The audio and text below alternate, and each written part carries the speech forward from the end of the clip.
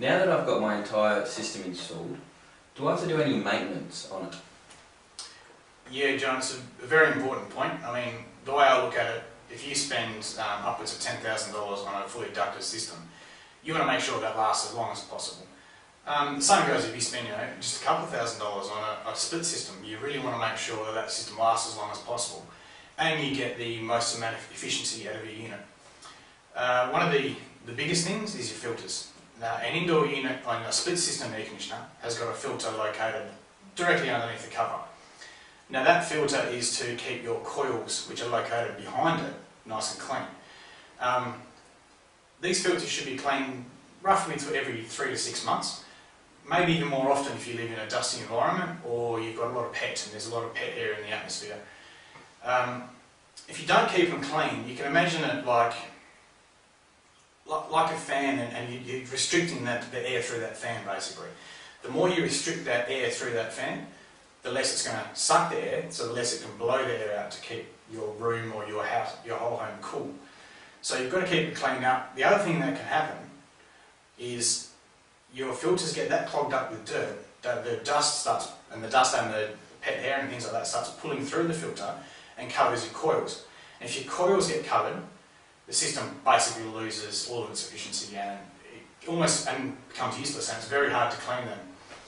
Now, your filters on a split system, on the indoor unit of a split system, should last the lifetime of the unit. On a reverse cycle ducted system, the filter is located inside the return air duct. Now, that should be cleaned again once every 3 to 6 months and will only last about 3 years because of the amount of volume of air it's sucking through there. I've seen a lot of occasions, John, where people have taken that filter out and got rid of it. Now, never do that, especially on a ducted system, because to clean the coils out of an indoor unit on your ducted system is a major job. And if they get covered in dust and pet air and things like that, which I've seen a lot of times, it's a pretty big job to do. Other points are making sure your outdoor unit is nice and clean. So you've got coils and fans on your outdoor unit. There's no filters, but you still want to keep those coils clean. Check your seals, make sure all your seals are weatherproof. Check your drains. You've got drains on both a split system and a ducted system. If they clog up, they can cause damage to the unit. So just make sure that your drain is dripping water every now and then. Another thing to keep an eye open is spider webs, leaves, things like that. They clog up behind the unit and become a fire hazard.